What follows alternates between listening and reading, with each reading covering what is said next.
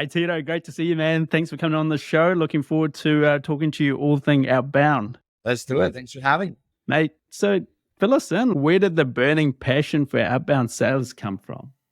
It's funny. I think it started when I started the company in Run. And it was because I stumbled upon an opportunity when I was in college where I went to Duke, and Duke alumni had a company called ShareFile.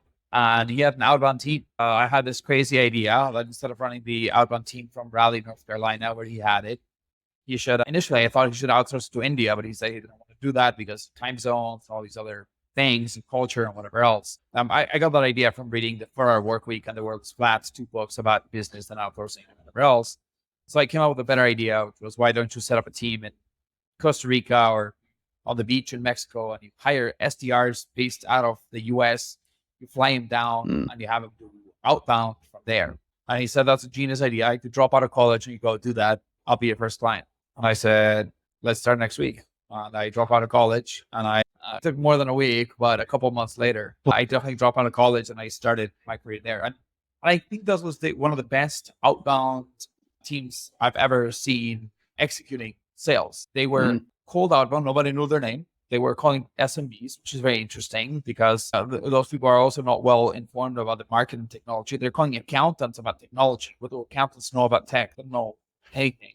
Their initial meeting, cold outbound first introductory call to close to 1 ratio was 28%. More than 1 out of every 4.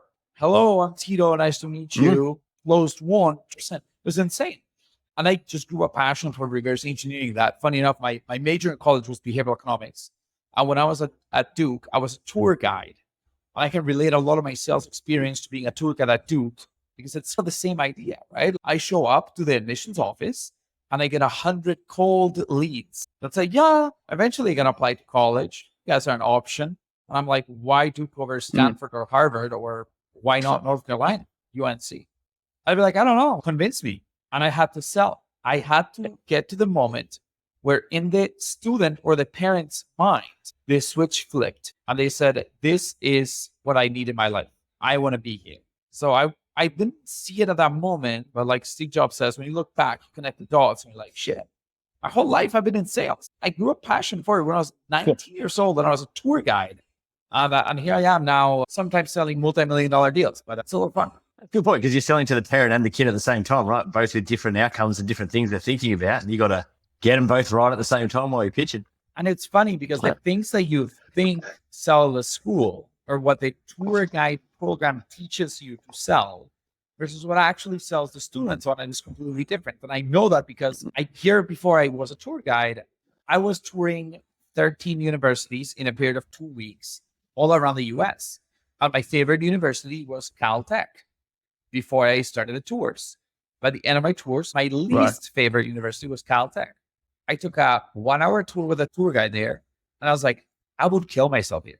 I do not want to come here. Same with Cornell. I did not want to apply to Cornell. It's a great university. So is Caltech. Incredible for some people. Why? They didn't sell it to you? Huh? Say that again. Yeah. No, they just didn't sell it to you well enough. Like you didn't like the experience of being there. What you said you wouldn't want to go back. Sometimes it was the person. I can relate to the tour guide, like how they thought about life or how they represented the student body was very different. Like at Caltech, we had to, it was an hour and a half info session plus tour. So it was maybe a 15-minute walk around campus. This girl was wearing heels in a grassy area. Like she couldn't even walk straight. So she had a very high IQ, but very low EQ. Same with Cornell. I visited maybe in a bad time of the year or whatever. And the person I talked to was, in my view, right? And again, it's about representation. This is sales, right? Because if you had a perfect if you had perfect information, you always make the perfect decision. But in my experience, when I toured Cornell and when I toured Caltech, you're not going to get perfect information. The information I received was suboptimal, and I decided not to apply to either school. When you're evaluating a car, how do you decide where do you want to buy? You know? Exactly. So going back to those early days, then sounds like you had the passion, you had the desire, you had loose framework. At what point did you decide, I've got something, I'm going to put it on a canvas, I'm going to put a bit of science and engineering behind this whole thing and build an army of outbound sales guns? I think it's just a personal thing. I like reverse engineering shit and understanding how it works. I like understanding what is influencing the market and what is influencing everything. I like when I started my career, again, let's go back to the college days, right? That's when you're like starting and building it up. I started my career as a biomedical engineer, right? Or my university as a biomedical engineering major. I wanted to create prosthetic arms and legs, and I wanted to engineer that. And then I realized that I wasn't good enough at science or engineering to succeed. So I changed my mind, and I realized that also I didn't want to be the engineer building the prosthetic arm and leg. I wanted to be the guy on stage showcasing the beautiful arm and leg that we built for the prosthetics company. So I realized that I was more in the communications, and I wanted to have a high level understanding, but I didn't want to be into the weeds, right? But as time went by, I switched my major a few times. I was an economics major at one point, and the professor says, as demand goes up, price goes up. And as price goes down, demand goes up. And as price goes up, demand goes down. And I'm like, okay, yeah, obviously. Charge me 5 times more for a computer, I'm going to buy less of them. Charge me 3 times more for a restaurant meal, I'm going to buy less of that. It's obvious. And I said, why are you teaching me that? I get that. I knew that already. Can you teach me something I don't know? Can you teach me about the example? What are the examples of in what circumstances does price go up and demand goes up? You can't tell me that's never happened in the world. It must, right? There are, like, if you're Ferrari and your prices go up, are you sure demand goes down? If you're Rolex and your prices go up, does demand go down? Are you sure? By how much? When? Isn't there more than just price and demand? For commodities, sure. For a restaurant meal, sure. But teach me that's what I'm freaking paying $70,000 a year for to university. Teach me help me understand what company I need to buy and increase the price, and the demand will increase and resell the company. So I can make enough money so I can donate to the endowment. Aren't we all on the same page? That was my mindset. So I was already obsessed with making money. You like that breakdown. And you like that breakdown, the real understanding of how that mechanics work sitting behind it all, which is cool. Because I guess for me, outbound was something I came to very late. We were always non-outbound traditionally in our previous company, and we got there late. It was breaking it down because we're like, oh, we're late to this party. We really have to break it down really quickly and understand the why of how this works, because we don't have time to do 2 years of testing because everyone's been doing this for 3 years. So we're behind the curves. For us, we had to go learn from scratch, do it really fast, build playbooks around that. And as we talked to a lot of the smaller companies, how do you see playbooks in outbound? How do you define a playbook for outbound? Do you have a step one you're using all the time? Are you customizing it? I think a lot of people talk playbooks, but I think a playbook is just a combination of things that you need in order to execute your go-to-market as well as possible, right? So rather than a playbook, because a playbook would tell you that there's a beginning and an end of the playbook. I think these are just guidelines. So I like building my outbound guidelines. So that includes who are their personas, what are the target accounts, what's the ICP, how do you handle objections on the phone based on what they say when, types of emails that you write, what is your value proposition, but also how's your training program, how often do you do call training versus email training, what are the tests that you need to pass, it wrapples into like enablement. But if I had to pick one area where I think the audience here is going to get the most value, I think that the biggest mistake and the biggest area where that makes or breaks your outbound is understanding who is creating demand and when. And here's what I mean by that. There is a moment in a buyer's head where they say, shit, what I'm doing today is not good enough. And if I were just doing this in this other way, my outcomes would be so much better. That is the moment that demand gets created. And now your sales team needs to decide when that is going to happen and who's responsible for it. So if you're a demand capture company, if you do SEO and keyword searches, you usually want people who have already gone through that. Best sales engagement tools. Cool. When you're looking for best sales engagement tools, you've already decided that you want a sales engagement tool, which means already decided that you have a problem, which is that you're not sending enough emails and enough calls in an organized fashion, which means that you already identified that if you do that, you're going to solve your pipeline problem. So if you peel the onion, you're going to get to the core problem. When you do outbound, what's going to happen is 95% of your market is not in market. So you're going to be talking to a lot of people that say, sure, Tito, I took a meeting. Imagine I sell outreach, right? And I'm like, yeah, I took a meeting. I use SalesLoft. Life is great. What do you have? What are you going to ask? What's your biggest pain point? Just keep you up at night? No. You as an outbound team, when you decide to do outbound, you're deciding you're going to acquire a new responsibility. It is the responsibility to help your prospect flip with their head they need something that they didn't think they need before. And it's not a product.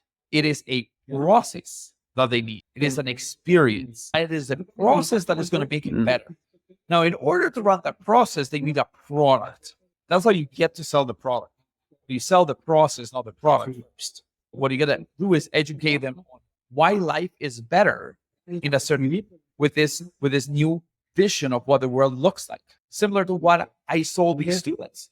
They could go study at Georgia Tech, they could go study at Harvard, they could come study at the experience of studying at Duke was better than Harvard, was better than Georgia Tech, and was better than everyone else. That's why you had to apply here. And that's why if Harvard and Stanford and Duke accepted you, come here. It has nothing to do with the ranking. That's a really cool point to think through, right? If you're getting inbound leads, you know there's demand and they want this thing. If you're outbound, you're creating that demand, right? And I've never thought of it like that. It blew my mind. Yeah, happy. The question from there on, Tito, I was going to ask, because you go, man. Sorry, there's a delay. Yeah, cool. I was going to give you another example. It's really quick, right? Somebody works at the McDonald's drives customer comes and says, hey, what would you like to order? They order a burger. They take a credit card. They pass it through. They made a sale. Is that person in sales? Are they? Let's take it a step further, right? Somebody works at a Macy's or a Levi's store or a Lucky Brand. Somebody comes and they're like, hey, what do you need? They're like, just looking. 3 minutes later, somebody says, hey, do you have this one in a size 32? They're like, yeah, of course. Same style, dark wash, light wash, straight leg. And they're like, yeah, that one. And then they try it on. Yeah, you look great. Would you like to add a hoodie? Our hoodies are 50% off. They're like, yeah, cool. Is that person in sales? And should the person in sales earn the same commission than the person that moves? And how about the inbound lead versus the outbound lead? Should an SDR be paid the same for a lead that requested a demo and you schedule it versus a lead that when they called out and they scheduled it? The answer to me is never. Inbound lead should not be paid out to an SDR. An outbound lead should be. And I believe AEs should get paid different commissions. If it's an outbound lead, I couldn't agree more, man. We're on the same page. You touched on some really good points there, Tito. One being emotional intelligence. Like sales requires so many different skill sets than most actually give credit for, right? And emotional intelligence is right up there, including business acumen. Yet, most companies hire them junior reps and put them on a conveyor belt. But then going back to your point where you're saying you got to get to the core of the problem, a lot of these individuals have never been given the information, the knowledge, or the training. What's your blueprint to make sure that information actually gets passed down to these young and up-and-coming sales superstars that most companies don't invest in? And here's what I'll say. It's not about because it's not about the timing that you've been doing. It's about hiring sales professionals versus hiring sales people who are taking the role of sales. So let me tell you, I've been playing soccer for 22 years, but you shouldn't put me to play against Messi because Messi is a soccer professional. He practices 5 days a week to play one game on the weekend. I don't have a six-pack.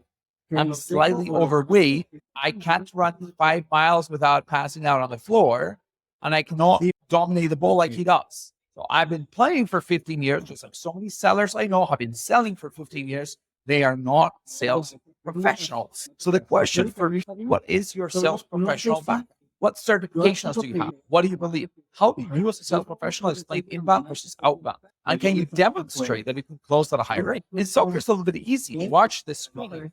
And if you put me on the field with Messi, within 3 minutes, you know that I suck. But with our sellers, we just hire them. And we send them leads for months. And guess what? Sometimes you get lucky because sometimes the lead comes in like outreach.io if I move companies. You can see, if I switch jobs and I go to any company, my first request to my boss, to my CEO is, we're buying Outreach or I'm not working. And they'd be like, okay. And then guess what I would do? I'd go on the Outreach website and I'd be like, how do I sign up and pay? Oh, there's no way to just sign up. Okay, I'll request a demo. Here's what will happen. Some BDR will call me to qualify me. I'm going to be like, dude, I've been using Outreach for 9 years now. I can configure this platform better than you. How long have you been on CR? 3 weeks. Okay, pass me to the AE.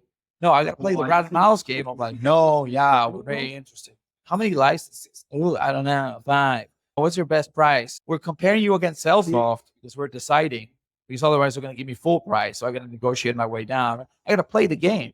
But I already knew that I was going to buy. in the psychological journey, I had already decided I needed a sales engagement product. I had already evaluated my options. I had already decided that I want outreach, but I still going to play the cat and mouse game so I can get my best price. Or I'm going to reach out to somebody I know at outreach and be like, give me some licenses. Hopefully they'll do it. But somebody's getting commission for that and they don't deserve it whatsoever. I don't know. Yeah, that's a good point. Crazy? You hire no, you're right, because you hire a bunch of salespeople, but if your engine's mostly inbound and you're getting people who already know they want the product, then there's going to be some percentage of success that person. And then you're trying to analyze, can that person do the job? Oh, look, his first month, he's closed 3 deals. You're like, this person is going to be excellent. The next month they close 2 and you're like, it's still going on. And then all of a sudden they don't close anything because if you're getting inbound leads and they already know they want to buy the product, they want to buy outreach, then they're not really selling, are they? They're just completing the order. That's it. And then the question is, are you a sales professional? So every organization is missing those. They know how to identify sales professionals. Do you have a sales scorecard? Do you every time your agent takes a call, inbound or outbound, are you scoring it? Do you have a different scorecard for an inbound versus an outbound? You know the guys that are scoring low, especially enterprise sales. Here's what I see. Company hires enterprise sellers. First 5 months, they close nothing because nobody would. Month 6, they closed 1 deal, came inbound. They already knew that they wanted it. Their body told them, hey, everybody gets excited. By month 9, they closed nothing else. The VP of sales is, that's strange. The CEO is, hey, why isn't the seller ramping a little bit quicker? By month 14, they haven't closed anything else. They get lucky. At month 15, they close another deal. They're not ramping as quick, but what's happening? And then eventually they're like, oh, you come down for it, he gets fired. If you were to just hire young people and you were evaluating their initial calls and you'd see how they're handling those initial conversations, by month 4, you know if you made a bad hire. No. So a lot of people are just collecting their base salary for months and months and months. And they suck. And they should be let go. They're not sales professionals. And they got to get educated. And there's courses out there. Of course, I just discovered course number 2. Freaking awesome. I think he's got it on point. Look at Keenan's book, Gap Selling. Awesome. I haven't taken his course. I assume it's good. But you're going to become a sales professional. If you're not a sales professional, you're just like me playing soccer. Absolutely mediocre. Maybe I could make a career out of it if enough soccer clubs need enough soccer players. I'll volunteer. Pay me enough. I'll just sit there and collect my base salary. I mean, probably won't get a bonus. That's right. Run the bench. Yeah, I'll be on the bench. I'll collect money. He's a plug-in for FC Miami. Yeah, Tito's coming. Watch out. FC Miami wants to hire David Beckham. Hey, pay attention, bro. Big Real Madrid fan. That's it. it. Talk about the history and all that. Oh man, love to. Raul and all sorts. Tito, before we go to Real Madrid, what about early stage founders or people like Sean and I? When you build a reasonably successful business, you get to a stage where you're an infrequent buyer yourself. For example, if you put a fake Louis Vuitton in front of me and a real Louis Vuitton, and I don't buy those things frequently, I probably can't tell the difference. And the same applies for salespeople. They're all amazing, man, when it comes to the interview process. The amount of times I've gone, this person's going to be a gun, only to realize 2 months later, to your point, all they'd done was listen to someone's podcast and knew enough about the terminology, come into the business, and literally are a fake artist. So how do you identify one from being real and fake? I skip during the interview skills. So I hire a lot of SDRs and SDR managers. And part of the interview process is I assign them the same company over and over and over again. It's a company called Reputation.com. I should switch it. I've been doing this for 6 years. I should pick a new one. But I used to work there, so it's really easy. And I tell them, imagine you're joining Reputation.com, you're joining a self-tip company. So what we're going to do is probably going to be put in a very similar situation. Give you a random client. You need to develop the cold calling script, the email template, the voicemail, whatever. There's a lot of resources online. If you need any extra refresher or help, schedule on the counter, we'll talk for an hour. And I role play. And I pretend that I am Sasha, the VP of marketing. And they cold call me and I answer. And if they suck, I don't hire them. I put your plans in the fire. And I'll do the same with an AE. I'd be like, cool, we're going to do a discovery call via Outbound. Get ready. Bring your deck, whatever product you're selling. You can, for that, I don't want them to learn a new product because that takes a long time. But pitch me your product. I'm going to be an inbound lead. I'm going to learn all about their industry. I'm going to pretend like I'm actually interested and do my research online. Then I'm going to hop on a call and be like, hey, I'm going to hop on with camera off. And I'm going to give them who I am. So I'm going to be Sasha at related companies, the VP of marketing. And I want to see what they do. Like, when I join the call camera off, they like, hey, Sasha, how's it going? Can you hear me? And if you do that, the other person usually says, oh shit, my camera is off. And they turn it on.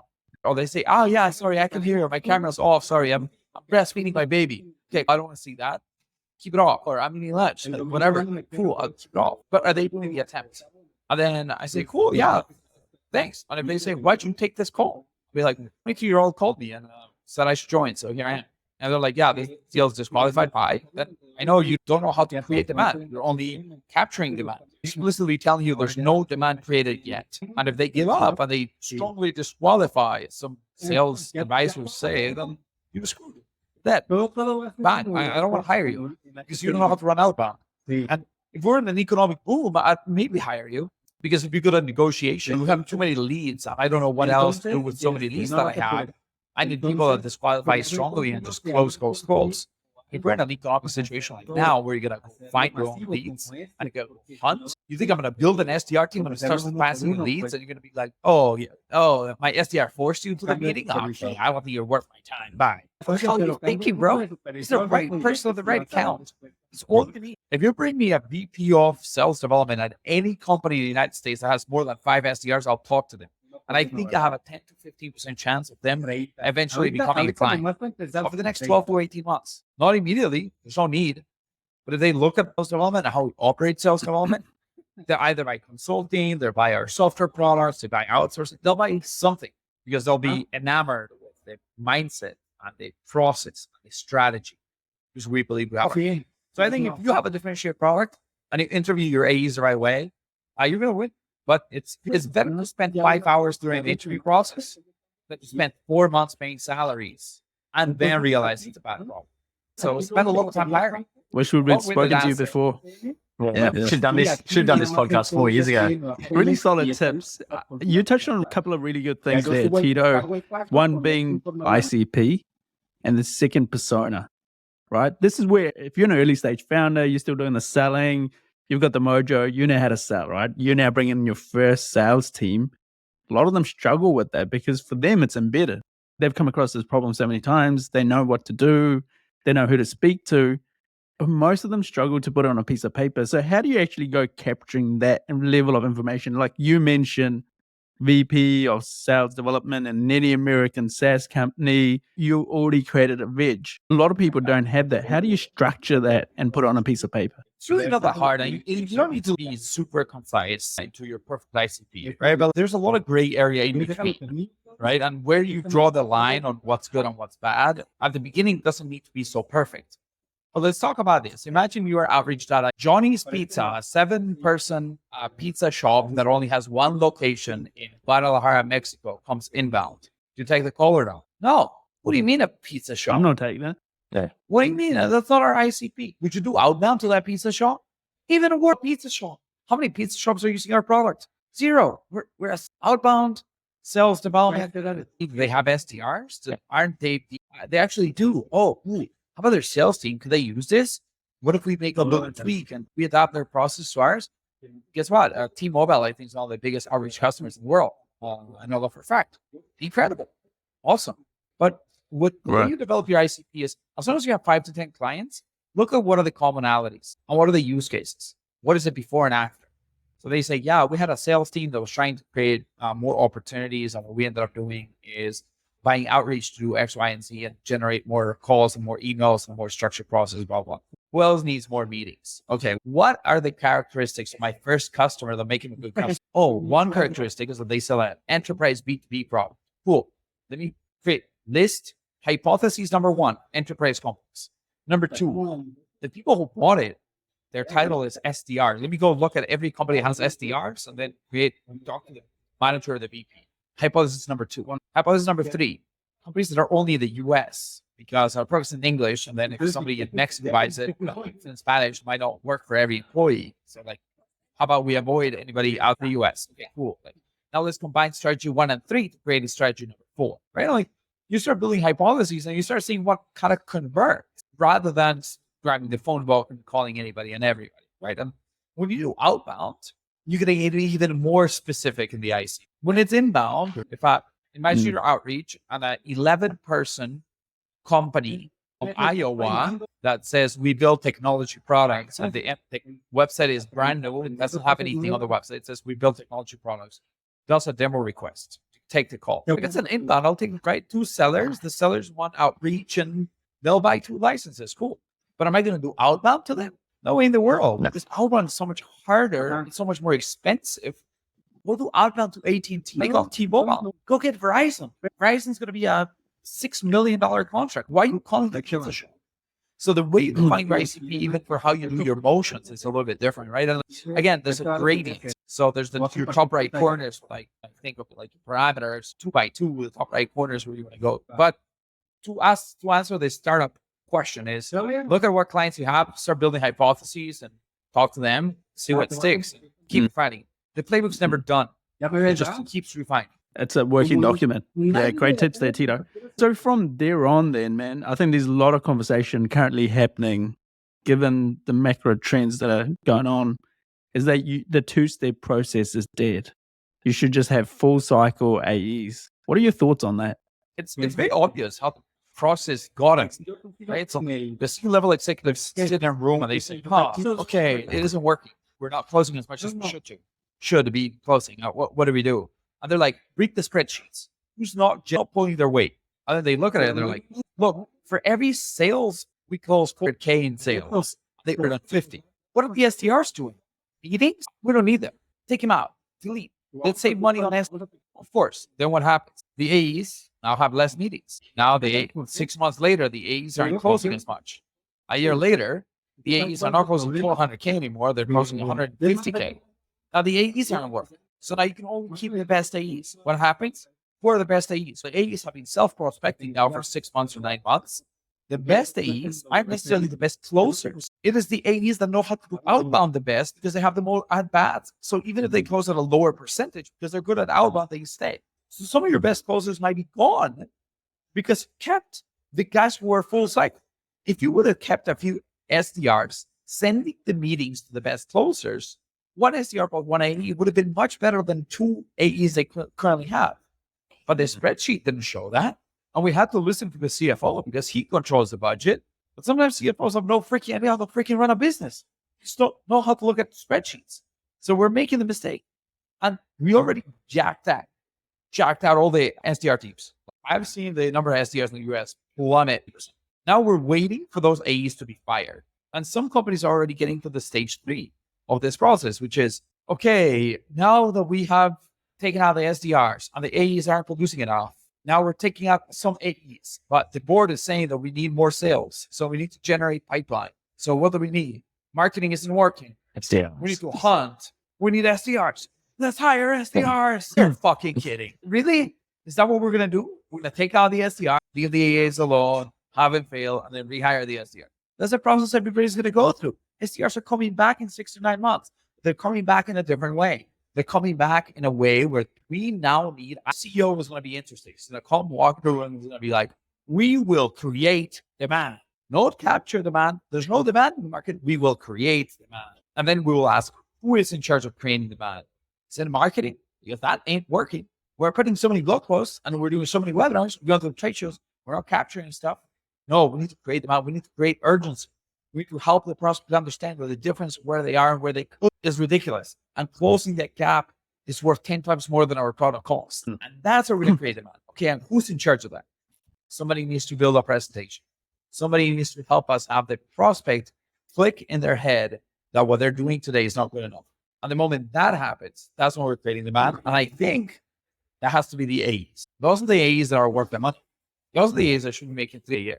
If you're capturing demand, work at McDonald's, dude. You should be making minimum wage. Hi, Tito. Sure. Thanks for reaching out to Outreach again. Let me ask you, who makes the decision? Come on, sell me this shit already, right? Why are you banting me? The man was created. I'm going to buy either way. Have you never bought a product despite the seller? I bought products this seller. You're like, I hate this fucking sales. I'm going to buy it anyway. I'm already in the drive-through. Correct. I don't care about the seller. I'm going to buy it. I've already decided I'm going to buy it.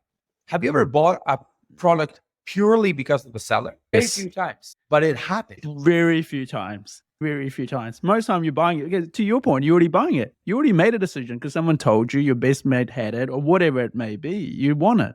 Whoever ends up being on the other end is just collecting commissions for free, to be honest. You want to hear something funny? I think one of the best sales organizations in the world was Gong. Gong. What do they? Oh, yeah. Like, look at how 99% of people use Gong. It's call recording, dude.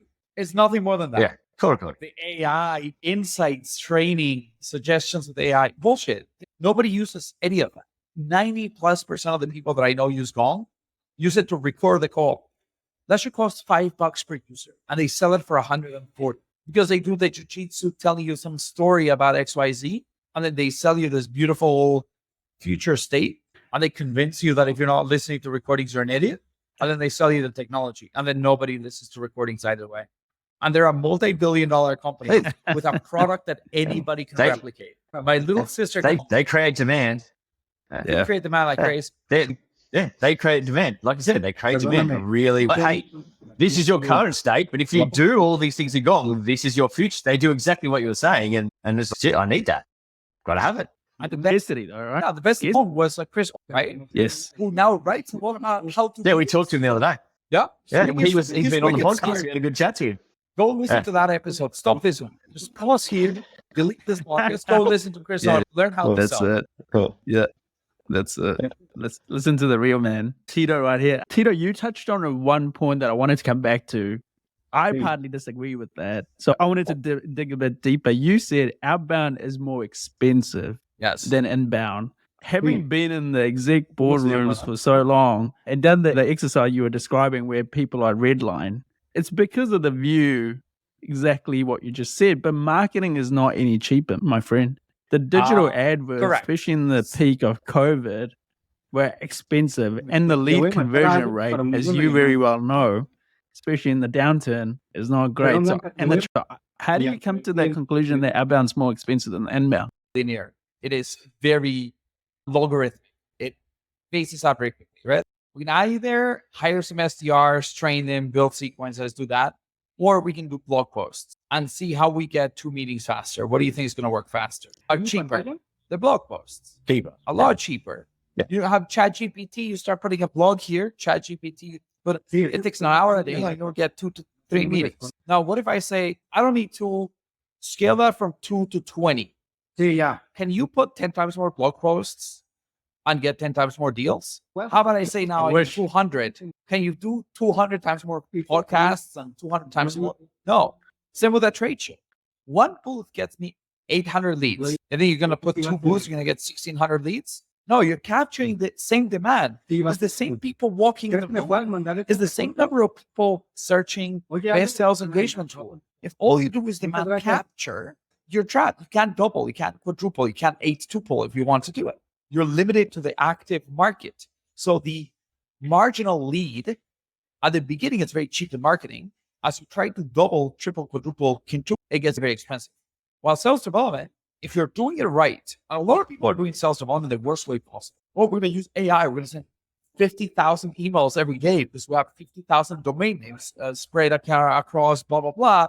And if you're selling SMB, sure, do whatever the hell you want. But if you're selling enterprise, and you're telling me, Tito, I just sold that $17 million deal to AT&T. I need you to get me to Verizon. How difficult would it be for you, write blog posts or go to trade shows to get Verizon to close? So hard. Because you're not hunting, you're just waiting for them to eventually come to you. You're going to go close Verizon, you go hunt Verizon. And for that, you need outbound. So it's a completely different motion. And yes, I agree. At very small numbers, inbound is a lot cheaper.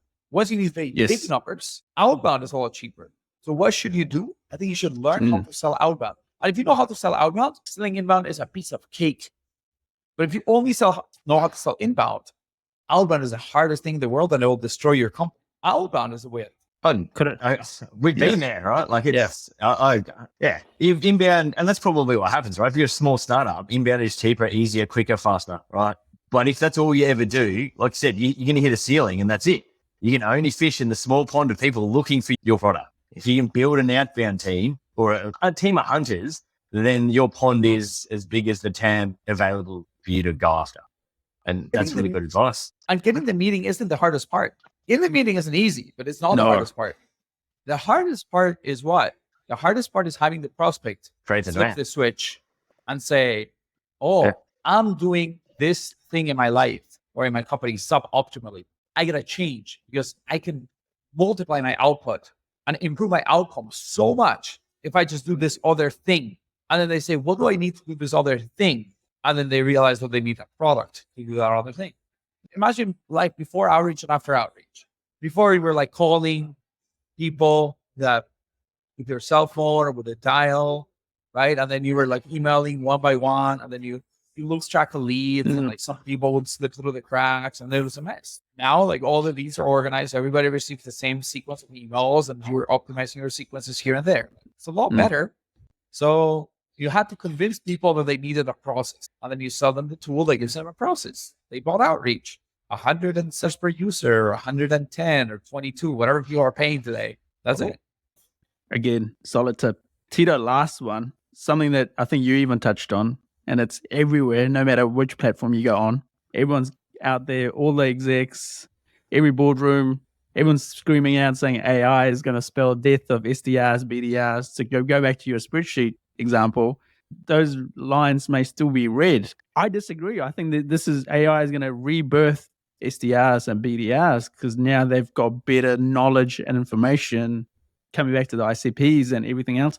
What's your view on that? Is it time for SDRs to bounce? Are they dead? What's the future look like? Look, it's pretty simple. AI is just another technology. I put it in the same bucket as everything else, right? When agriculture went to the agricultural revolution, they said, oh, farmers are dead. There's no going to be any more farmers. The machines are going to take over. There's less farmers today, but they're getting great outputs, right? And it just works. Look at the technology too. Do you remember when we got emails back in the day that said, dear subscriber, and everything was beautifully designed? And then somebody was like, I have an idea. What if we start collecting people's names? And then you get an email that said, hi, Tito. This isn't a newsletter. They're emailing me. And then all of a sudden, if you could say, hi, Ricky, you would open the email and you would read it carefully. Hi, Ricky, blah, blah, blah, blah, blah. You're like, wow. And you're like, this is generic, but I guess they're emailing me. It's in my name. And then you respond until a year later, you're getting 82, hi, Ricky. And then you don't pay attention. And that's the same thing. Now, AI is going to revolution. Right. Hi, Ricky, want to take a meeting with me? Oh, yeah. In 2002, I would have taken a meeting with you. Yeah, sure. You got my email address. We must be friends. We were so ignorant. But that was the state of the moment. And now it's the same. If you call me and I say hello, I didn't say, hey, Tito, within half a millisecond or half a second, you're dead. I'm hanging up on you for calling me with an auto dialer. Like, stop fucking calling me with an auto dialer. Fuck you. Bye. Until the auto dialers get great. And I used to pick up the phone being like, hello, this is Tito. I don't do that anymore. I say, hello. I will say, hey, Tito, how's it going? Fine. Yeah. I hang up because you're a bot. And I don't want to talk to bots as a consumer. I want to talk to humans. And if you're a human and you say the same thing that the bot says, you're fucked. You're dead. But the moment that I, as a consumer, know that you're doing something with a bot, I already don't care because I am not a one-to-one communication. I am a bot. It's like you invited me to the podcast and I come here, and then instead of you guys being here speaking with me, there would be a prompt with the questions. Do you think I complete the podcast? That's a good idea. We're just sabotaged, man. I would complete the podcast. I'd be like, screw Sean and Ricky. They think I'm going to be here spending an hour of my time. They don't need to spend their time too. We're doing this together, guys, right? Like, it feels community. We're friends now. If you come to Guadalajara, I'll buy you a drink, too. What does AI?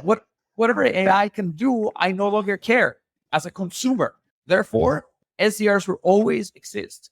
And the role of the SDR is to differentiate themselves from a bot and to provide value. As long as you can do that, you'll win. And the day that you can't differentiate an SDR from a bot, we're all in trouble. Yeah. Information. Well, look, the thing you mentioned, like I think the point you've made a lot today, that creating demand, right? That's a big step for AI to get to the point where they can actually talk to you and make you realize, hey, I actually do need this. That's a big step. I think they got to actually create demand in your head and then lead you to the water, which is the product that you're actually trying to sell. Like, that's not going to be easy for AI to do.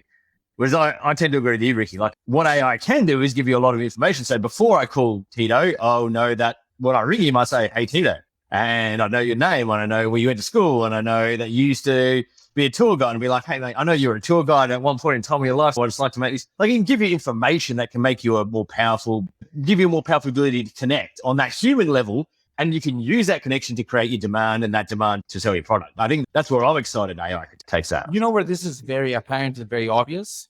Look at your LinkedIn incoming connect requests. I have some that are like, Tito, I found you on Ricky's podcast. Would love to connect.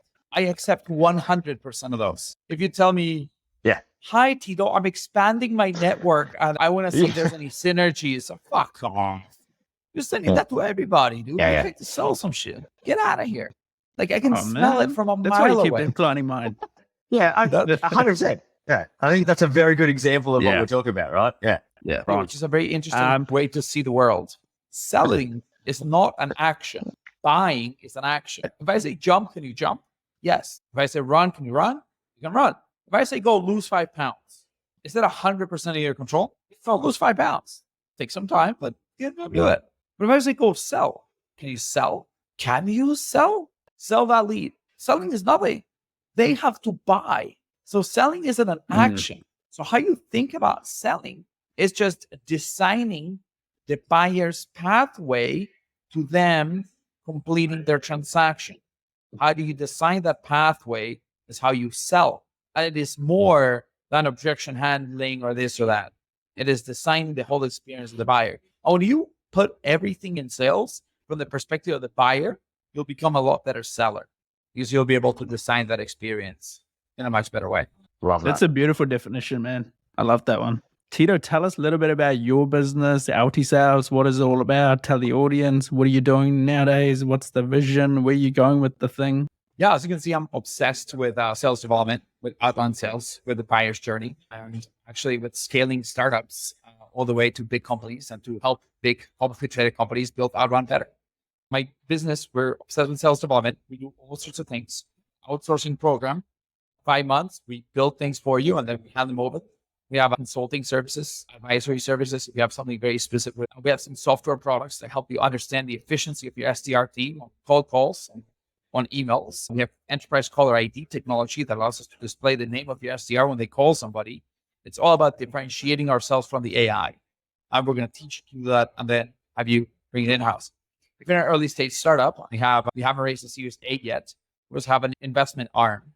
So we invest somewhere between 100K and 300K in companies. And we designed the whole go-to-market motion for outbound to make it scalable. We're trying to get companies from seed to Series D, IPO, whatever, as big as you can go. We'll help you along the journey at the beginning.